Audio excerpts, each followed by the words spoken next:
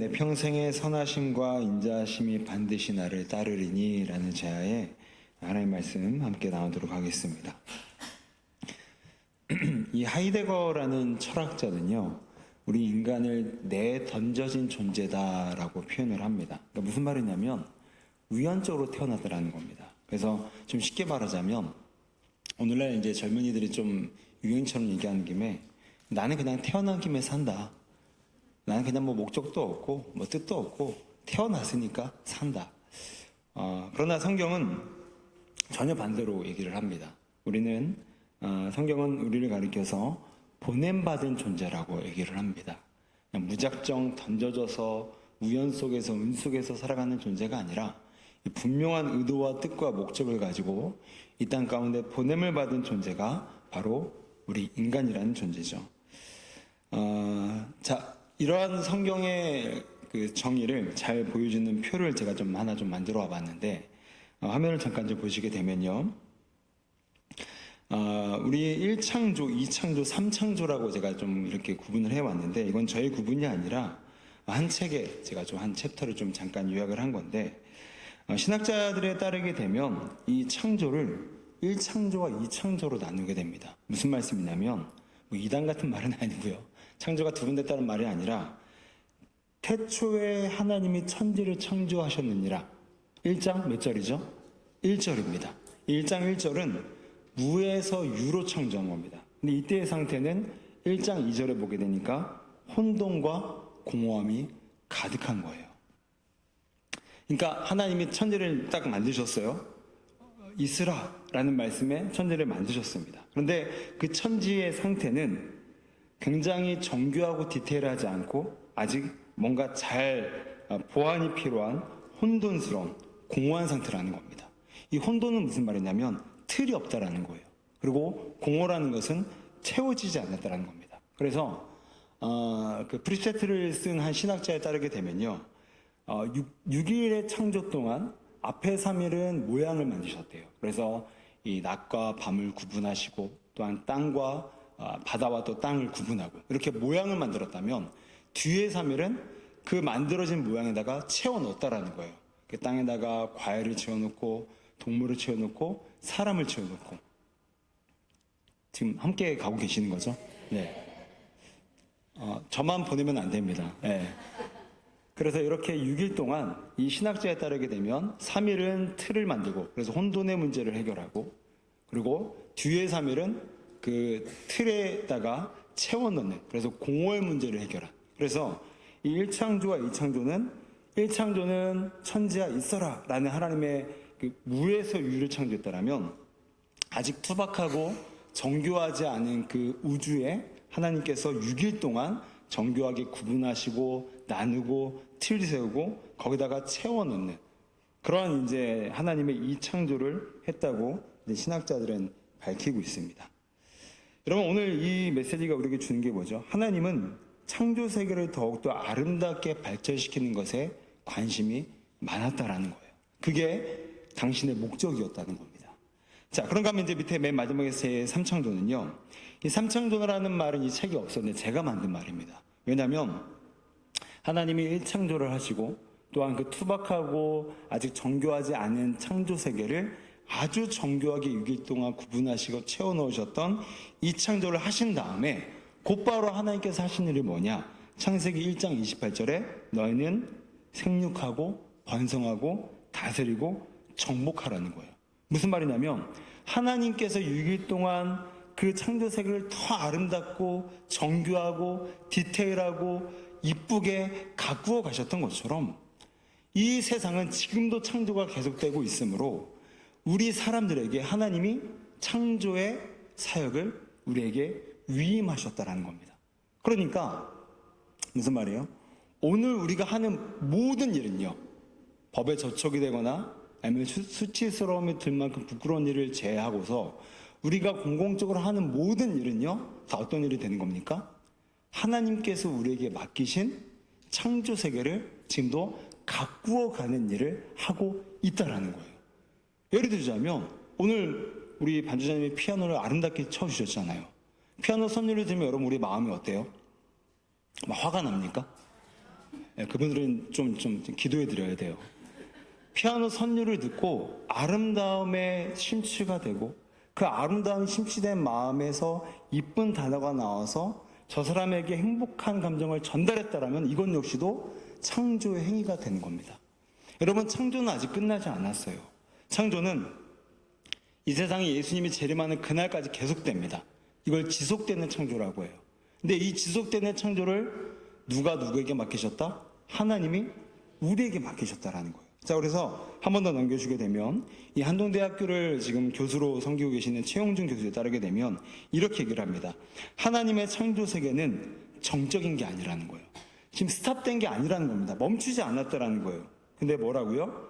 다이나믹하게 동적으로 지금도 움직이고 있다라는 거예요. 그래서 창세기에서 가든 에덴 동산에서 시작된 이 창조 세계가 요한계시록의 새 예루살렘 도성으로 결말을 맞게 된다는 겁니다.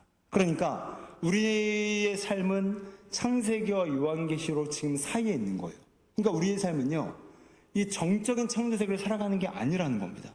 하나님께서 오늘 이 땅 가운데 우리를 태어나게 하신 이유는 그냥 천국 보내버리면 편한데 왜 굳이 우리 이 땅 가운데 태어나게 하셨는가? 많은 목적이 있겠지만 그 중에 한 가지 목적은 뭐라고요?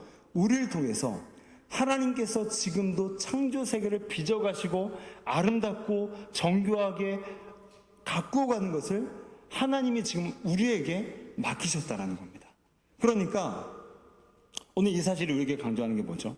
우리는 보냄받은 인생이라는 겁니다.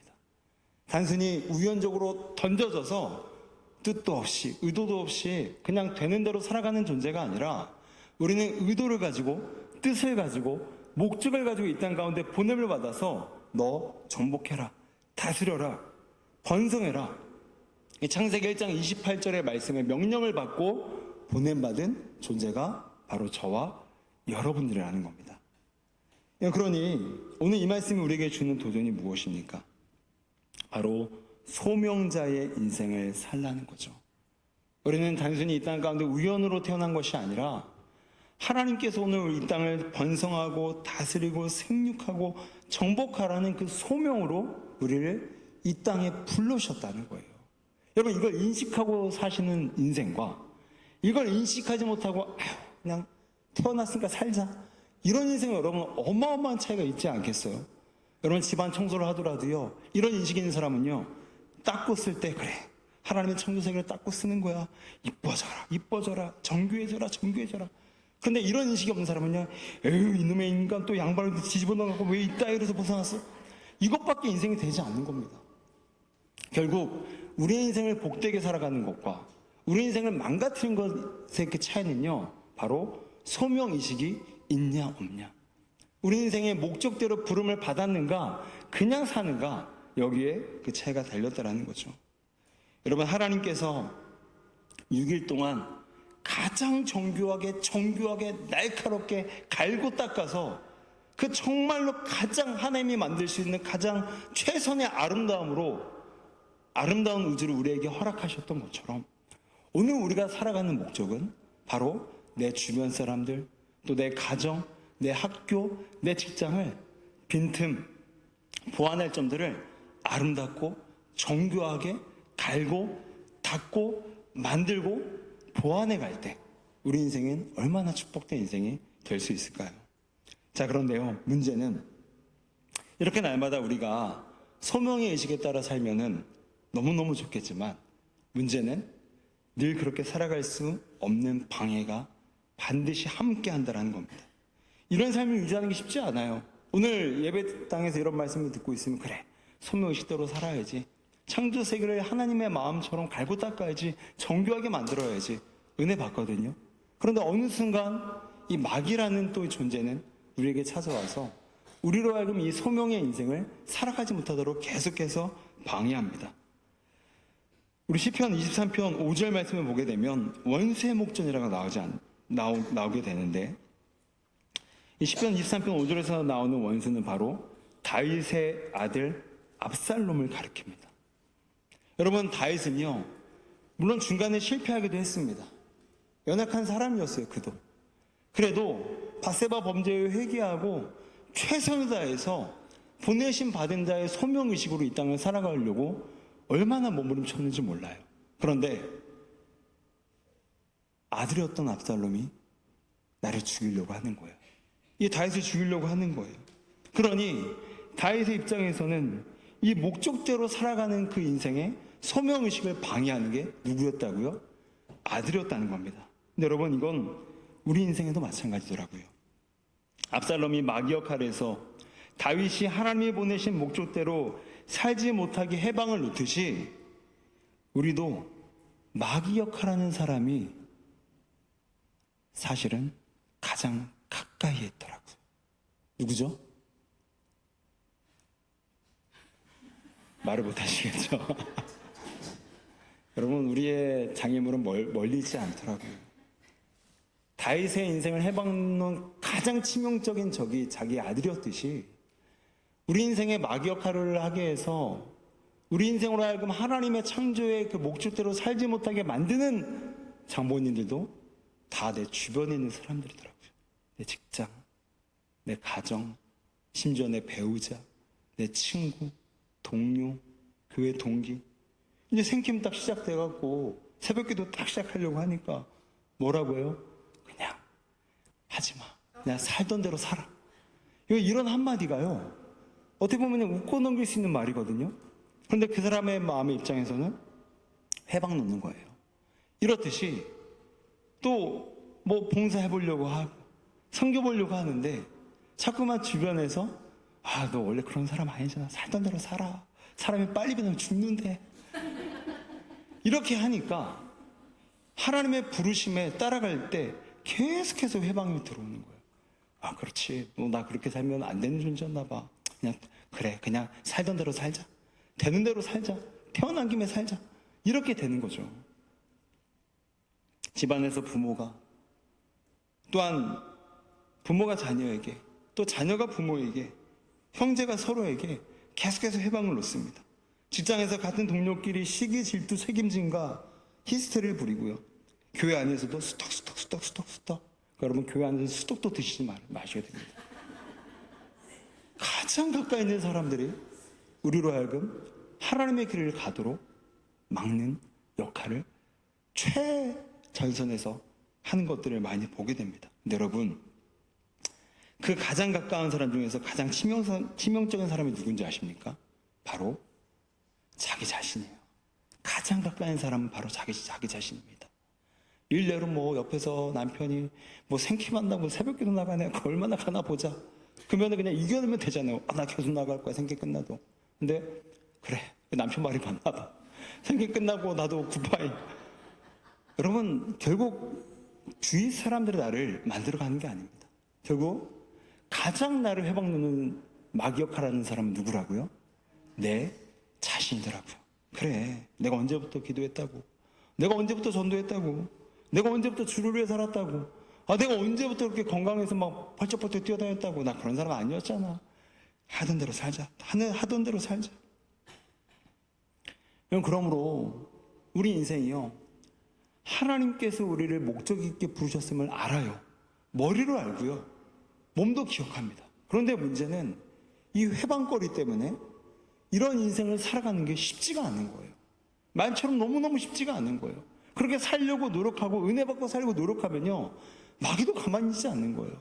하나님께 은혜를 백받으면 마귀는 200을 더 플러스해서 공격을 해오더라고요. 그래서 끝내 우리로 하여금 창조하신 목적대로 그 소명받은 의식대로 살지 못하도록 끊임없이 공격하는 게 마귀의 농간이고 마귀의 실제니까 우리 힘으로는 절대로 이 공격을 이겨낼 수 없다라는 것이죠. 그렇다면 어떻게 이겨낼 수 있을까요? 어떻게 해야 이 싸움에서 우리는 승리할 수 있을까요? 우리 6절에서 오늘 그 해답을 함께 좀 살펴보려고 합니다. 나의 평생에 선하심과 인자하심이 따르리니 라고 오늘 다윗은 이제 마지막 6절에 와서 밝히고 있습니다. 내 평생에 선하심과 인자하심이 따르리니. 그래서 오늘은 이 두 가지를 살펴보려고 합니다. 첫 번째 선하심, 두 번째 인자하심. 이 두 가지가 우리로 하여금 마귀의 해방을 이겨내고 결국 부르신 자의 목적 안에 살 수 있게 하는 영적인 원동력이 될 줄로 믿습니다. 첫 번째는 선하심이에요. 여러분, 선하심은요, 이 히브리 말로 토부입니다. 토부. 한번 따라해 볼까요? 토부. 왜 여기만 따라 하실까요? 네. 토부. 네. 토부라는 말인데요. 이 말의 뜻은요, 뭐 좋았다라는 뜻이 기본적인 뜻이 있는데 또 하나의 뜻이 뭐가 있냐면 희망이 있다라는 뜻입니다. 희망이 있다. 여러분, 다윗의 힘으로는요, 지금 추격해오는 압살롬을 절대로 못 이깁니다. 지금 압살롬이 자기를 죽이기 위해서 추격해와서 이제 다윗이 그 시냇가를 건너지 않습니까? 그러니까 다윗의 왕가나 자신의 삶과 자신의 목적대로 살고자 하는 의지가 막 꺾이는 거예요. 다윗의 입장에서는. 이 위기죠. 하지만 다윗은 자신의 힘으로 그걸 못 이겨냅니다. 이미 많은 백성들의 마음이 압살롬에게 돌아섰어요. 그러니 다윗은 자기에게 희망이 없음을 느낍니다. 내 힘으로는 이 싸움 못 이기는구나. 그래서 다윗은 영적인 눈으로 위를 바라보게 됩니다. 그때 보는 게 뭐였다고요? 바로 하나님의 선하심이 나를 따르는구나. 하나님의 토부가 나를 따르는구나. 하나님의 희망이 나를 따르는구나. 나는 안 되지만 하나님은 되신다. 내 형편은 안 되지만 하나님이 역사하시면 되신다. 내 평생에 나의 힘은 안 따르지만 하나님의 선하심은 따른다. 내 평생에 내 시나리오는 안 되겠지만 하나님의 대본으로 하면 된다. 이 고백으로 오늘 다윗이 이 고백을 외치고 있다는 거죠. 여러분, 이 토브라는 단어가 또 한 명의 인물에게 쓰였는데 대표적인 인물이 누구냐면 바로 모세입니다. 모세. 그럼 모세가 태어날 때 얼마나 악조건이었어요. 모세가 태어났을 때 히브리 아기들은 다 죽이라는 바로의 명이 떨어집니다. 그러니까 히브리 이 모세의 엄마 이름이 요게벳이었죠. 요게벳이 여러분 얼마나 많이 기도했겠습니까? 하나님 제발 뭐 주세요? 딸 주세요. 아들이 태어나면 죽는 거잖아요. 그러니까 그 시대에 아들을, 그 귀한 시대에 아들을 갖지 못하는 엄마의 서름으로 정말 그 뱃속에 임신한 채로 무수히 많은 날들을 기도했을 겁니다. 제발 제발 딸 주세요. 하나님 나 아들 주면 나도 죽습니다. 제발 딸 주시라고요. 근데 결과가 뭐죠? 아들이 나온 거예요. 나오면 안 될 녀석이 나온 거예요. 근데 여러분, 이때 요게벳의 이 반응이 심상치가 않아요. 요게벳이 모세를 죽였을까요? 안 죽였을까요? 안 죽였죠. 그러면 요게벳 말고 모세와 비슷한 또래의 엄마들은 그 아들들을 죽였을까요? 안 죽였을까요? 다 죽였죠. 왜요? 얘 안 죽이면 내가 죽으니까. 나라도 살아야 나중에 또 핏줄 이을 수 있으니까 눈물을 머금고 모세 제외하고 다 죽였습니다. 그런데 이상해요. 요게벳은 안 죽여요. 요게벳이 뭐 별난 인간인가요? 별난 인간일까요? 똑같은 인간이었을 텐데 왜 안 죽였을까요? 모정이었을까요? 그러면 다른 엄마들은 모정 없는 건가요? 그렇게 비교하면 안 되죠. 여러분, 오늘 요게벳이요, 모세를 죽이지 않을 수 있었던 것은 출애굽기 2장 2절이 이렇게 말씀합니다. 같이 한번 보실까요? 함께 읽겠습니다. 시작.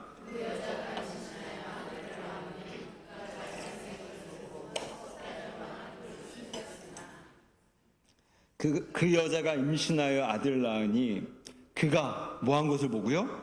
잘생긴 것을 보고. 제가 이 구절을 보고 맨 처음에 시험 들었습니다. 세상에 요게벳도 별 수 없는 인간이구나. 세상에 이렇게 성경에도 외모 지상주의자가 이렇게 있구나. 제가 이 구절을 언제가 제가 중학생들 앞에서 한번 설교하면서, 얘들아, 너 엄마들한테 가서 만약에 엄마 내 얼굴이었으면 살렸을까 죽였을까 물어보라고 했더니 진짜 한 명이 가서 물어본 거예요. 근데 그 엄마가 뭐라고 하는지 아세요? 대답을 안 했대요. 여러분, 이건 잘생겼다란 말은요, 핸섬이 아닙니다. 성경이 핸섬이라고 하면 큰일 나겠죠. 이 말은 바로 토부입니다. 토부. 그러니까 번역상에 이제 한글로 번역할 때 약간 그런 게 있어서 이제 잘생겼다란 말을 했는데, 굳이 좀 더 완충하자면 영적으로 잘생겼다라는 표현이 되지 않을까 싶어요. 먼저 아까 토부의 뜻이 뭐라고 했죠? 희망이 있다. 여러분, 이제 요게벳이 뭘 본 겁니까? 모세를 봤어요? 아니요. 모세의 외모를 봤습니까? 아니요. 모세의 예지몽을 봤습니까? 아니요. 모세 가운데 실려있는 그 얼굴에 서려있는 하나님의 희망을 영적인 눈으로, 믿음의 눈으로 발견해 낸 겁니다. 그러니까 자기가 죽을 수 있음에도 불구하고 모셋을 살리는 거예요. 왜요? 요게벳은 모세를 믿지 않았고 모세를 통해서 일하실 하나님의 희망을 신뢰했기 때문입니다. 우리 마찬가지예요. 남편 볼 거 하나도 없습니다. 그러나 남편이 하나님을 신뢰하셔야 돼요. 아내 볼 게 어디 있습니까? 그러나 아내의 하나님을 신뢰하셔야 됩니다. 어느 부부가 싸움을 했대요. 그래서 남편이 싹싹싹싹 빌어오는데 이게 한 몇 번째도 아니고 몇십 번째 되니까 아내가 나 도저히 당신과 못 살겠다. 나 도저히 당신과 못 살겠다 이렇게 얘기를 했대요. 그러니까 남편이 무릎을 꿇고 눈물을 흘리면서 이렇게 마지막으로 얘기를 했대요. 여보, 그러면 나를 믿지 말고 나의 하나님을 믿어봐. 이 말에 아내가 감동을 받고 그래, 내가 사람 믿을 게 아니지. 내가 저희의 하나님을 믿어야지. 그랬더니 그 가정이 변화를 받고 지금도 잘 살고 있다라는 전설 중에 얘기가 있습니다. 여러분, 우리 그런 것 같아요. 요게벳 보십시오. 오늘 요게벳 역시도 다윗과 똑같은 상황이었을 겁니다. 아들이 추격해 와요. 요게벳은 바로가 추격해 옵니다. 이 난국 앞에서 요게벳은 무엇을 합니까?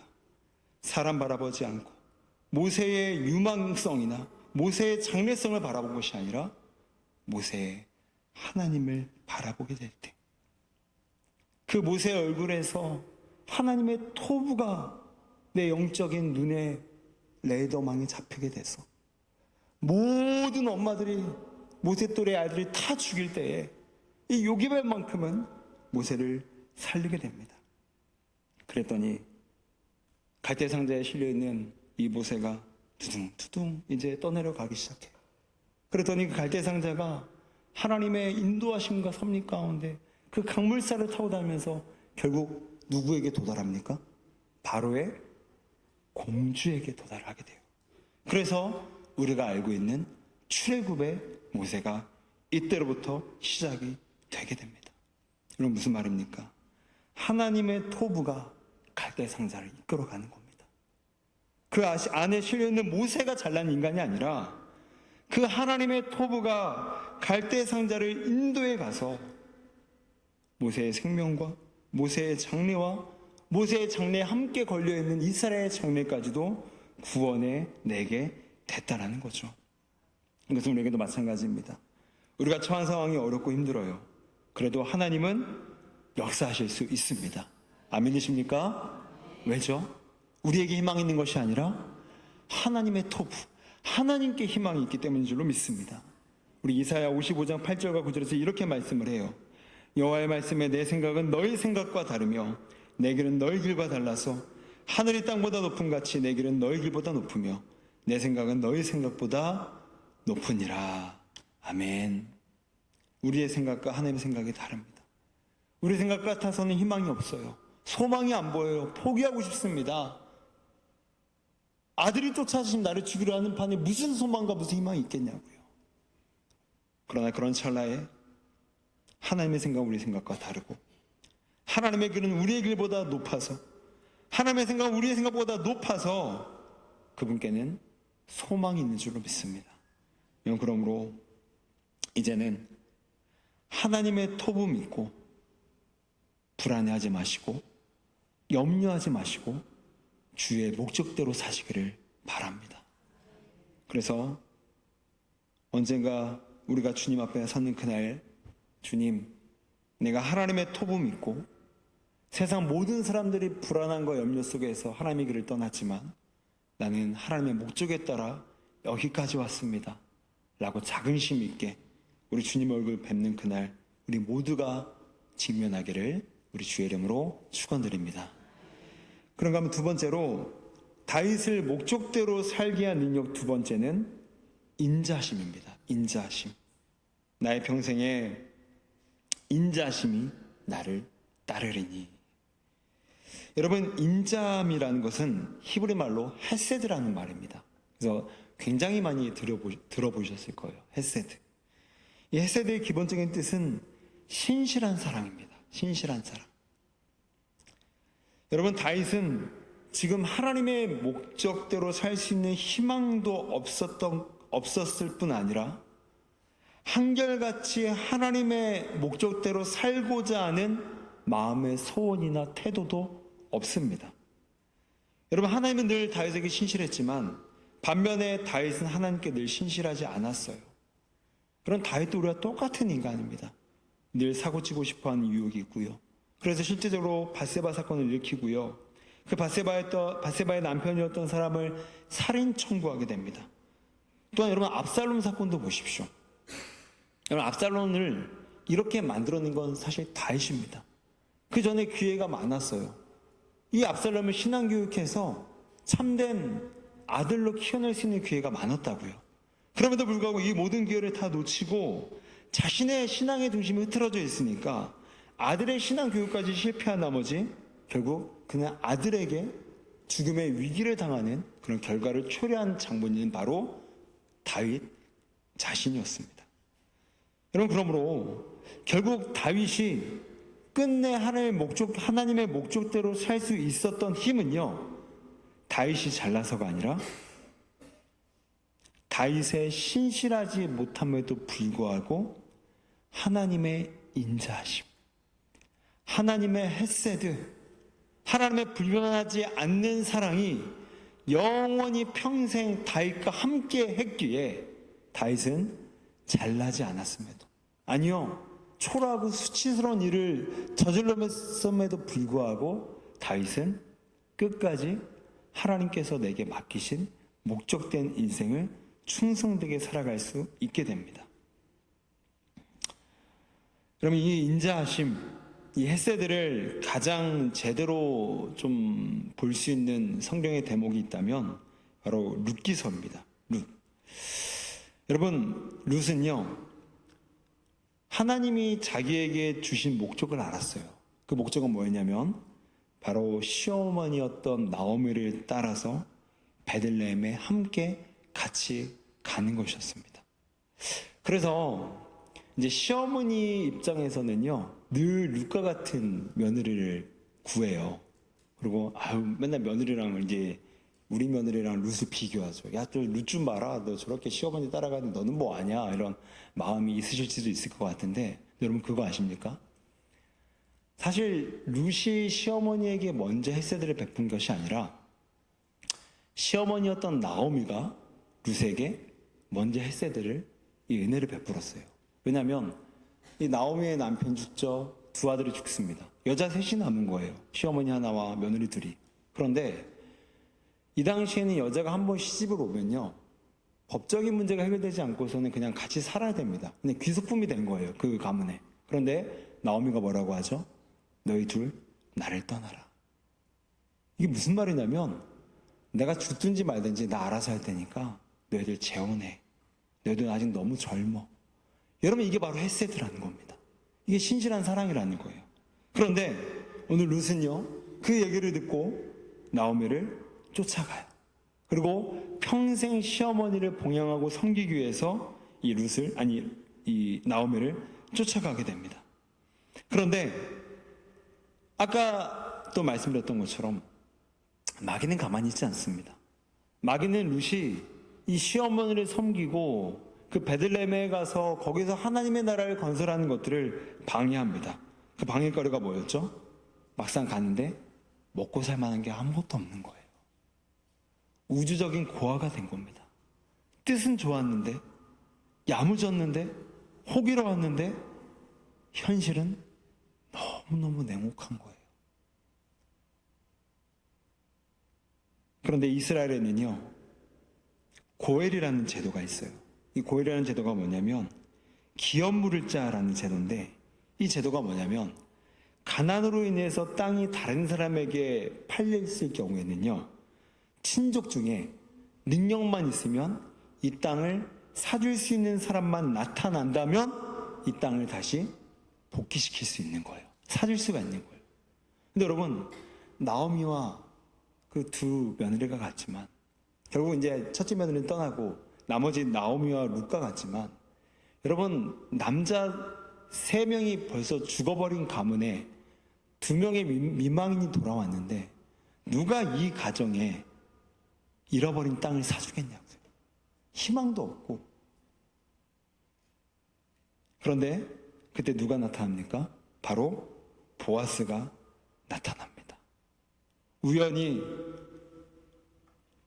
룻이 밭을 일구러 갔다가 거기서 보아스를 만나게 되고, 이런저런 가정을 겪으면서 거기서 룻과 보아스는 연결이 되게 돼요. 여러분, 보아스의 이름 뜻이 무엇인지 아십니까? 그 안에 힘과 능력이란 뜻이에요. 뭐라고요? 그 안에 힘과 능력. 여러분, 룻은요, 아무런 힘이 없습니다. 아무런 능력이 없어요. 우주적 고아가 돼서 자신의 삶을 하나님께서 원하시는 목적으로 살 만한 의지도 깜냥도 힘도 아무것도 없는 거예요. 그런데 신랑이 되시는 보아스가 나타나서 그 안에 힘과 능력으로 룻을 끌고 가는 겁니다. 마치 요즘에 말하는 것처럼 멱살을 끌고 가서 패배할 수밖에 없고 실족할 수밖에 없는 그 룻의 멱살을 끌고 가서라도 끝까지 하나님의 목적된 삶을 살도록 만든 게 누구냐면 누구라고요? 보아스라는 겁니다. 여러분, 이 보아스의 이름 뜻, 그 안에 힘과 능력, 우리 골로새서 1장 19절 말씀을 좀 보시겠습니까?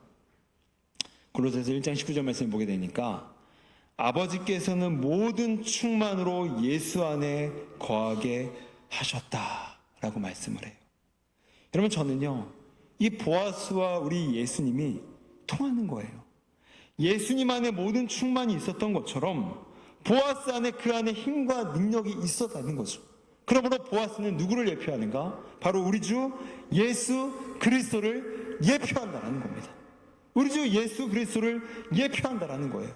그래서 우리는 아무런 힘이 없지만 우리의 힘과 능력으로는 하나님께서 내게 주신 사명과 소명을 이룰 수 있는 전혀 힘도 깜냥도 능력도 되지 않지만, 하나님께서 그의 아들 예수님 안에 있는 그 충만으로 나를 주장하시고 나를 인도하시고 나의 멱살까지라도 끌고 가셔서 끝까지 나를 당신이 원하시는 표대 자리에 갖다 놓도록 오늘도 나를 인도해 가신다라는 겁니다.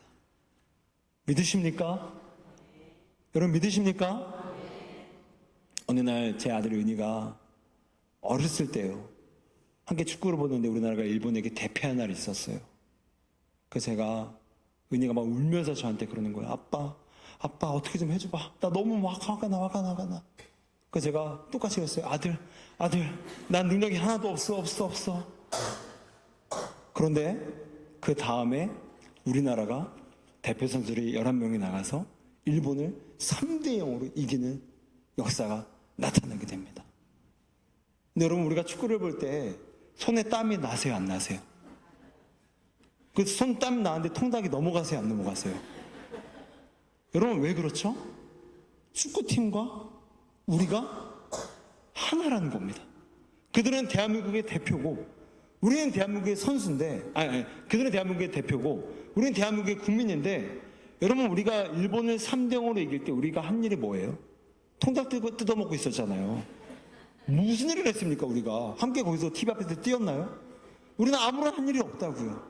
그런데 우리는 염원만 하고 있었고 기대만 하고 있었고 소망만 하고 있었고, 그들이 일어나서 싸워지기를 원했는데 진짜 그들이 일어나서 싸워서 이겼고, 그들의 승전보가 우리의 승전이 되어서 막 3대 0으로 이기니까 통닭들이 막 날아다니고 막 그러는 거 아니에요? 왜 그렇죠? 그들과 우리가 하나가 되었기 때문에 그들의 승리가 우리의 승리였던 것처럼, 여러분, 우리가 이 땅을 살아가는데 생김을 이제 육주를 다 끝내고 정말 주님의 목적대로 살아가고 싶은데, 여러분, 우리 마음이 그렇지가 않더라고요. 쉽지가 않더라고요. 살자 외치고 기도하고 몸부림치는데 마귀 공격 한 번 오면 또 쓰러지는 건 그 수준밖에 안 되는 거예요. 저도 저 자신을 보면 너무너무 답답한 거예요. 야, 이래갖고 무슨 내가 주의를 하고 어떻게 생각을 하겠는가. 그런데 제가 하는 게 아니더라고요.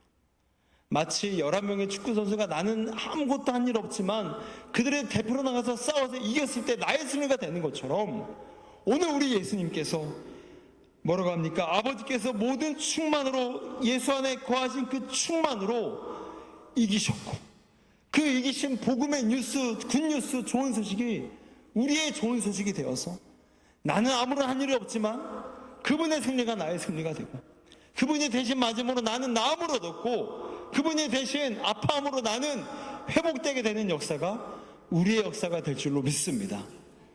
그러므로 오늘 이 말씀처럼 우리에게 선하심과 인자하심이 따른다라는 이 말씀처럼 이제는 나의 힘과 나의 능력으로 우리의 목적을 살아가는 인생이 아니라 그렇게 살 수도 없기에 이제는 그분의 선하심과 인자하심만을 온전히 의뢰하여서 그분께서 이미 승리해 놓으신, 이미 최후의 승리로 읽어놓으신 그 승리를 그분의 선하심과 인자하심을 통해서 계속 나의 승리가 되도록 주 앞에 엎드리고 우리 예수님을 복음을 바라보고 그 복음 안에서 승리를 누리고 살아가는 우리 모두가 되시기를 주의 이름으로 축원드립니다.